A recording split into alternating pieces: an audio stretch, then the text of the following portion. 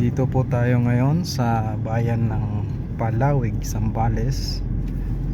Dito po natin makikita yung napakaluwag na solar. Ayan po. Hektarya po ito.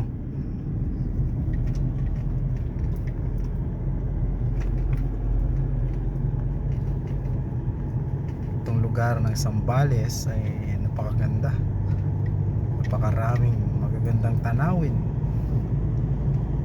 Kala mo nasa ibang bansa ka. Ayan.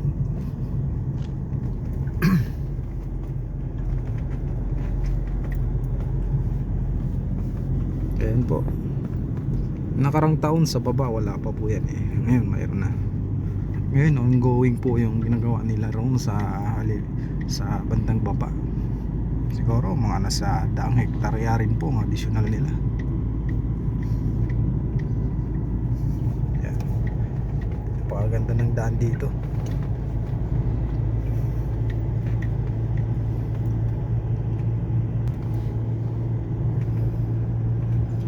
Ngayon po ay pupunta tayo sa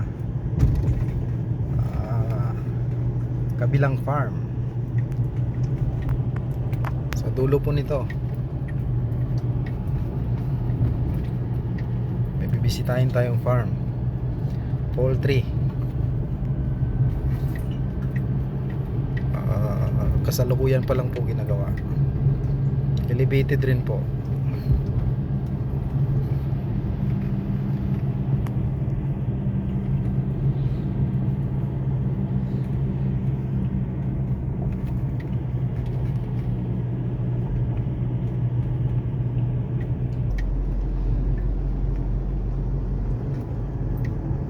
Ganda ng lugar.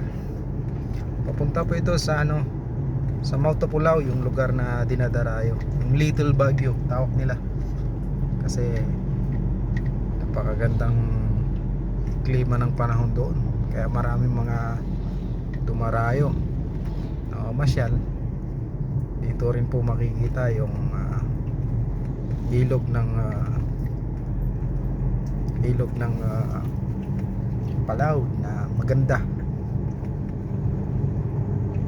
Tinatawag nilang Bagsit River, Bagsit or Bagsik, basta ganun yung tunog niya, Bagsik.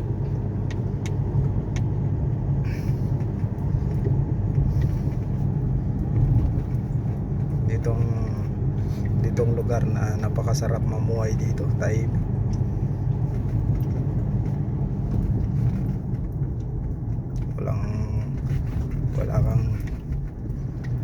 Wala kang utang.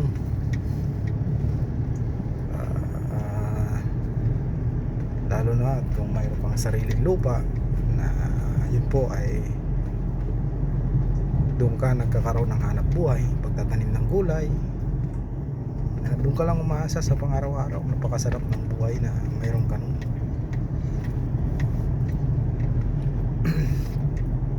Ito po ang additional na napakaluwag na solar. Dito po ito papuntang Mautapulaw. Ayan po, makikita nyo, malaki po yan. Kung makita nyo sa Google Map, daang hektarya po yan. Kaya ayan po,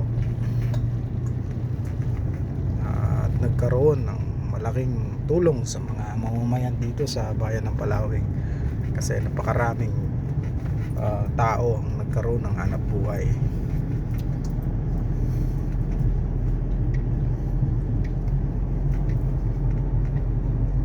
Welcome to Batong Bakal. Tsaka tingnan nyo naman mga kaigan, paganda ng daan.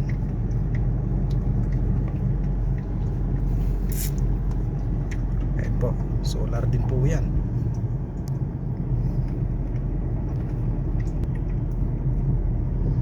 Ayan, sa dulo sa bundok na yan, kung may makikita kayong parang puti na daan, yan po ang papaakyat dun sa pinakatuktok ng bundok.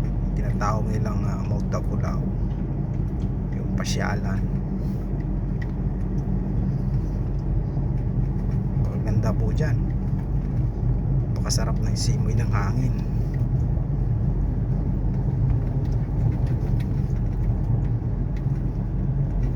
Alam nyo ba mga kaigan, yung dito sa gilid na yan, malaking irigasyon yan, hindi nawawala ng tubig galing bundok. Kaya mga mamamayan dito may bukid, nako, napakasagana sa tubig kahit nagte-third crop sila. Diyan po oh, yan. Kaya dito sa mundo, pag masipag ka sa lupa, hindi ka magugutuman. Ang puhunan ho natin sipag, tiyaga. Masarap po kumain ng pinagpapawisan na dumadaloy sa iyong pisngi. Pero kung aasa ka lang sa naghirapan ng iba, yun po ay hindi maganda. Ayan po, pansin nyo po, may irigasyon po yan. Galing po yan sa bundok, tubig, pakalinaw. Ito po ang rice mill ni Nanay Romero. Nung panahong nag-iiba kami sa farm, sa Manukan, dito ako nanguha, napakalayo. Pag may karga na yung truck ko, magdodalawang oras yung biyahe ko, kasi hindi ka na mapatakbo ng mabilis.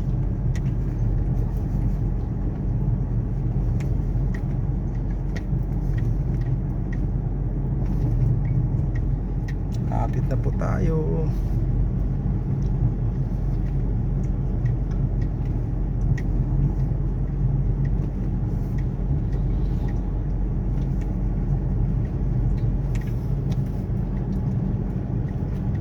Mapuno pa dito eh.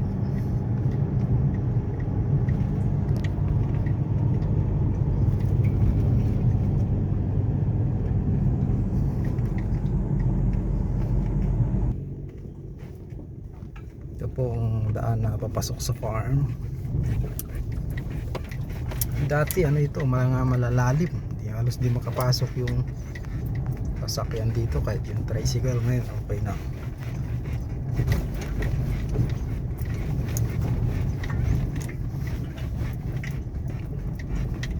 Daming mangga.